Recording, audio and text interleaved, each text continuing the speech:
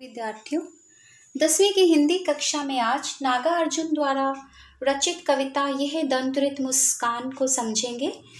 इस कविता को समझने से पहले आइए इसका वाचन करते हैं। तुम्हारी ये दंतुरित मुस्कान मृतक में भी डाल देगी जान, धूली धूसर तुम्हारे ये गात छोड़कर तालाब मेरी झोंपड़ी में खिल रहे जलचाक। परस पाकर तुम्हारा ही प्राण पिघल कर जल बन गया होगा कठिन पाषाण, छू गया तुमसे कि झरने लग पड़े शेफालिका के फूल, बांस था के बबूल। तुम मुझे पाए नहीं पहचान, देखते ही रहोगे अनिमेष, थक गए हो आंख लूं मैं फेर। क्या हुआ यदि हो ना सके परिचित पहली बार, मैं ना यदि तुम्हारी माना माध्यम बनी होती आज, मैं ना देख सकता मैं ना जान पाता तुम्हारी ये दंतुरित मुस्कान। धन्य तुम माँ भी तुम्हारी धन्य, चिर प्रवासी मैं इतर मैं अन्य, इस अतिथि से प्रिय तुम्हारा क्या रहा संपर्क, उंगलियां माँ की कराती रही है मधु पर, देखते तुम इधर कनखी मार और होती जबकि आंखें चार, तब तुम्हारी दंतुरित मुस्कान मुझे लगती बड़ी ही छविमान। आइए सबसे पहले इसके कठिन शब्दों के अर्थों को समझते हैं। धूली धूसर धूल मिट्टी, परस स्पर्श, गात शरीर, जलजात कमल का फूल, पाषाण पत्थर, अनिमेष बिना पलक झपकाए यानी एक टक देखना, धन्य आदरणीय, मधु पर पंचामृत दूध दही घी शहद गंगाजल 5 चीजों को मिलाकर जो बनता है उसे मधुपर्क बोलते हैं। कनखी तिरछी नजर छविमान सुंदर। कवि नागार्जुन इसमें बच्चे के नए आए हुए दांतों की मुस्कान के बारे में बता रहे हैं कि जब बच्चे के नए नए दांत आते हैं तो उसकी मुस्कान कितनी सुंदर लगती है। तुम्हारी ये दंतुरित मुस्कान शिशु को संबोधित करते हुए कहते हैं कि तुम्हारी ये नए नए दांतों वाली मुस्कान अत्यंत मनमोहक है, सुंदर है, इतनी मन को मोहने वाली है कि मृत व्यक्ति में भी जान डाल देती है। यहाँ मृत व्यक्ति एक उदास निराश हताश व्यक्ति के लिए आया है कि अगर कोई व्यक्ति जीवन में उदास है निराश है, लेकिन जब वो नए दांतों वाले शिशु की मुस्कान को देखेगा तो वह उदासी छोड़ देगा और खुश हो जाएगा। कवि कहता है धूली धूसर तुम्हारे ये गात, बच्चे को कहता है कि तुम्हारा ये शरीर धूल और मिट्टी से सना हुआ है। तुम्हारे इस धूल मिट्टी से सने शरीर को देखकर ऐसा लगता है जैसे कि तालाब को छोड़कर कमल मेरी झोंपड़ी में खिलाया हो। कमल जो होता है कीचड़ में खिलता है, बच्चा कमल की तरह लग रहा है कवि को कि कमल जो है मेरी झोंपड़ी में खिला हुआ है बच्चे के रूप में। परस पाकर तुम्हारा ही प्राण पिघल कर जल बन गया होगा कठिन पाषाण, कि जब जब कठोर पत्थर ने तुम्हारा स्पर्श किया होगा तो वह पत्थर पिघल कर जल की धारा बन गया होगा।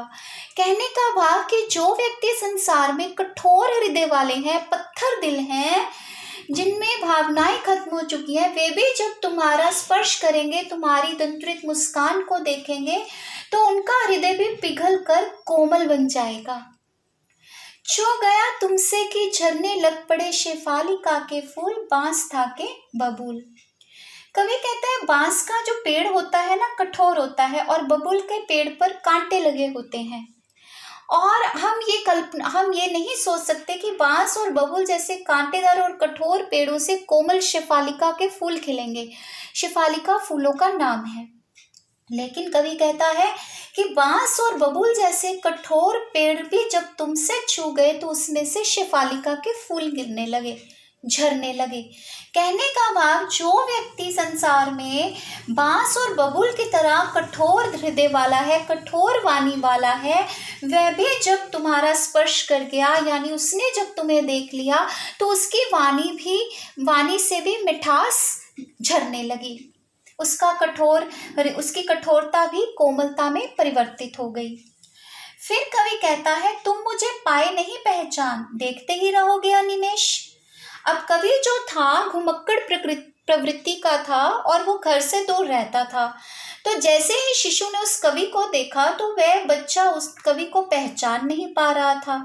तो कवि कहता है, लगता है तुमने मुझे पहचाना नहीं, क्या तुम मुझे बिना पलके झपकाए देखते ही रहोगे, एक टक लगातार देखते रहोगे। मुझे लगता है तुम अनिमेष देखते हुए थक गए हो, क्या मैं आंखें फेर लूं।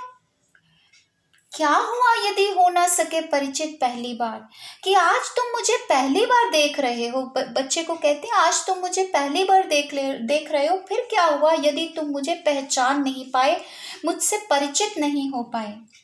यदि तुम्हारी माना माध्यम बनी होती आज, मैं ना देख सकता, मैं ना जान पाता तुम्हारी ये दंत्रित मुस्कान।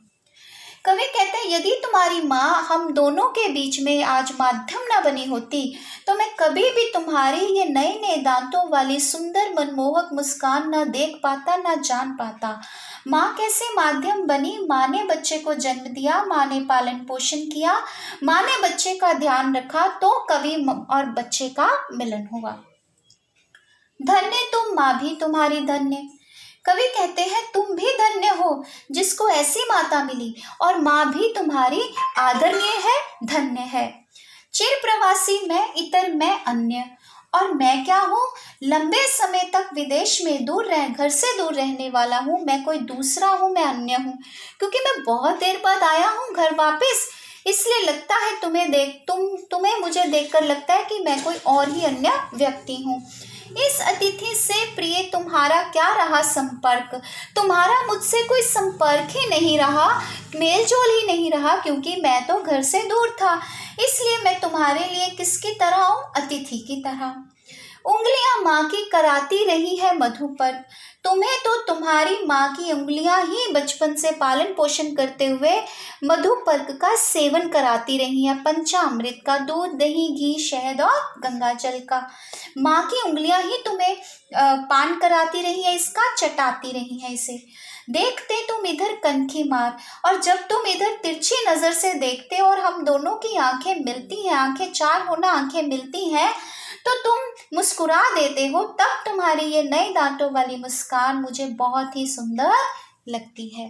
तो बच्चे के नए दांतों की मुस्कान का एक बिंब प्रदर्शित करते हुए कवि ने उसका ब्यौरा दिया, हमें वर्णन किया उसका, अपने भावों को अभिव्यक्ति दी। कवि जब अपने बच्चे को पहली बार देखता है तो उसके मन में किस तरह के भाव आते हैं, उन भावों को उन्होंने यहाँ पर नागार्जुन ने शब्दबद्ध किया। धूलि धूसर में अनुप्रास अलंकार आ गया, और उसके बाद आपका परस पा में अनुप्रास अलंकार आ गया। भाषा इसकी खड़ी बोली है मुझे लगता है आपको कविता बहुत अच्छे से समझ आ गई होगी। अगर आपको कविता समझ आई है तो आप इसको लाइक कीजिए और मेरे चैनल को सब्सक्राइब कीजिए। धन्यवाद।